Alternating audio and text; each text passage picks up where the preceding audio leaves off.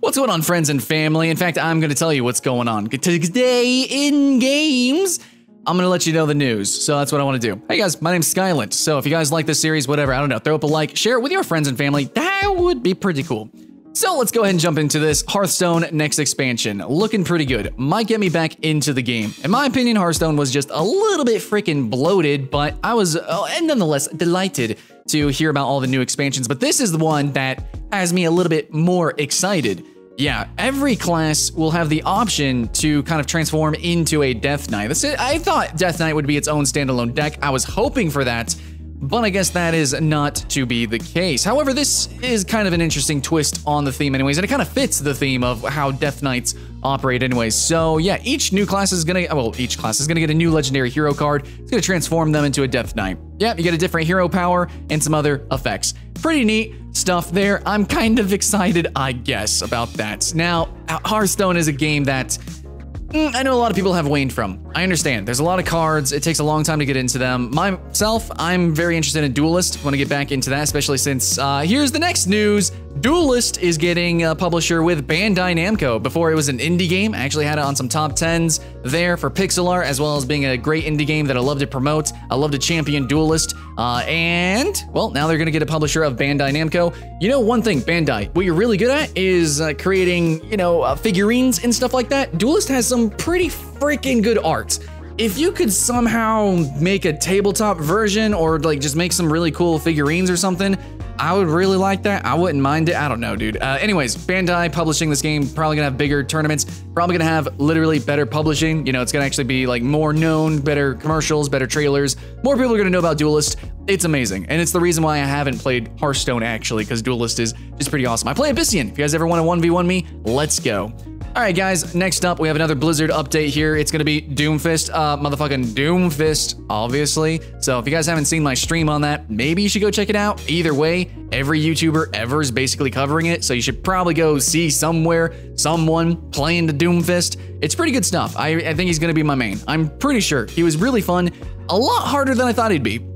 A lot of melee characters tend to be kind of face roll generally, other than just situational awareness. But DOOMFIST, you need the whole package. You need to be a good Overwatch player to do, I think, very well with this guy. You can put yourself in some very risky situations and not come out of it. Or if you're really good, you can stick in fights and you can do some intense stuff and really sit in the fight and just kind of punch people in the face nonstop. It's pretty cool. It's pretty cool. I really like the skill ceiling on this guy. Very, very fun.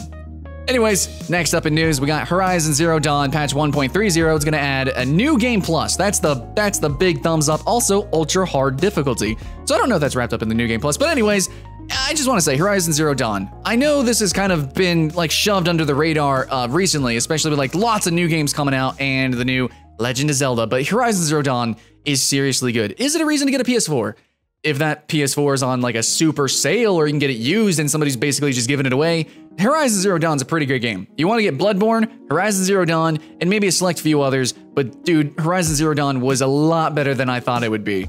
I generally don't play fully single-player games and buy them day one, but Horizon Zero Dawn was one of them. In fact, if you watch my stream of that, I think I have it published, I cry in like the first moments of the game. It really impacted me. A lot of fun, and it was really challenging. If you're somebody who likes Dark Souls or like Monster Hunter, you like fighting bosses and figuring out how they work and their mechanics and then taking them down, yeah, that's this game. So I'm pretty excited to tackle that super hard difficulty.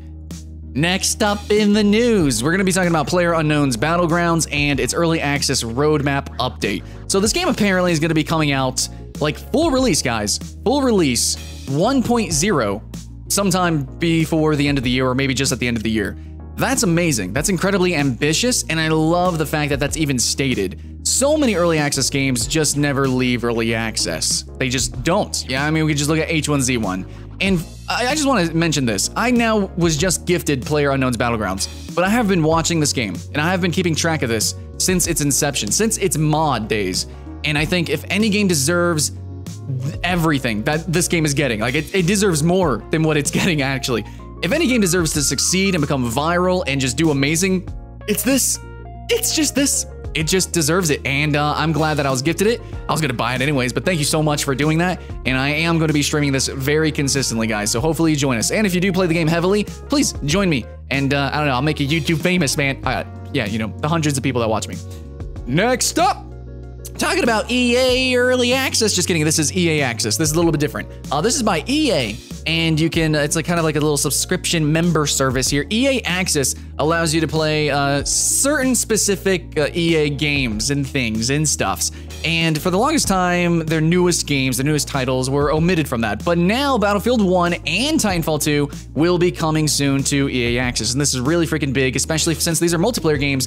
If games are wrapped up in a subscription service that a lot of people are using to play some older titles instead of like full on purchasing them, this is great because it's going to allow the community to kind of stay fresh. And in my opinion, I think more companies should do stuff like that, like this. I don't know if Ubisoft could ever do that, just do like a UB access or something like that. That'd be amazing, dude. Play all the Assassin's Creed, and on the side, that would actually keep the Assassin's Creed multiplayer fresh and alive, as well as Far Cry. And I know Ubisoft generally doesn't focus on multiplayer. However, For Honor, yeah, you know, Rainbow Six Siege. Anyways, EA Access. All right, EA, you're not as evil. Okay, well, you know, there's a thing. You're making strides. Okay, you're making tiny baby steps. Sure. Next up, another company that's making a lot of baby steps is going to be Dirty Bomb.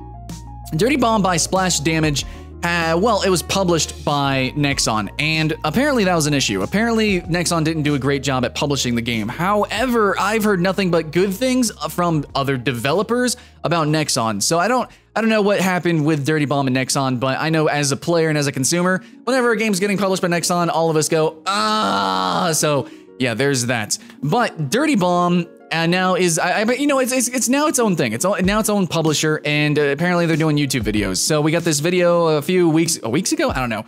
A day ago, actually, sorry. A day ago, and they've been kind of consistently doing YouTube videos. I'm just here looking at the channel now, and apparently, like, it's a thing. You know, Dirty Bomb is kicking.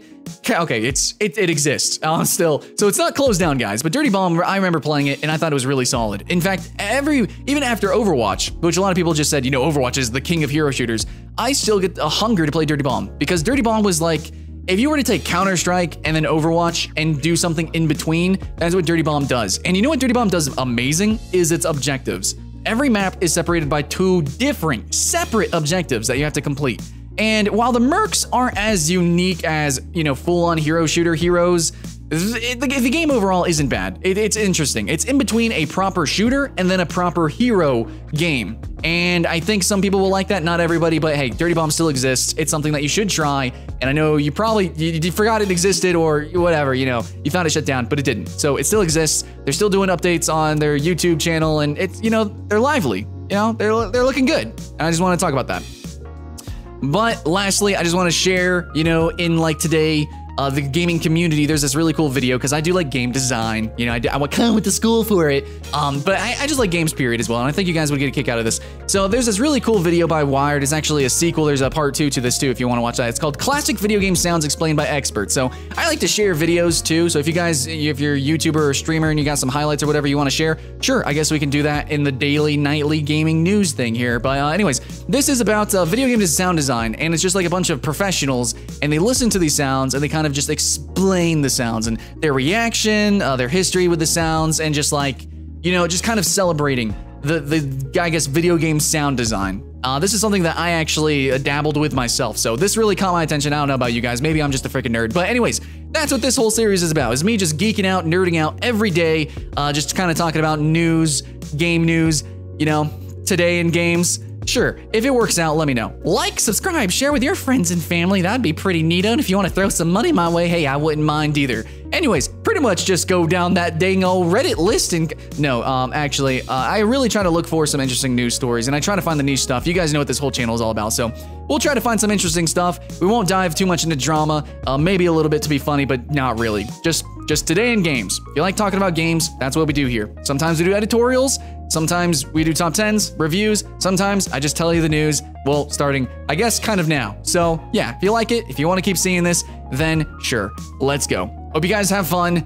I'll see you in the next one.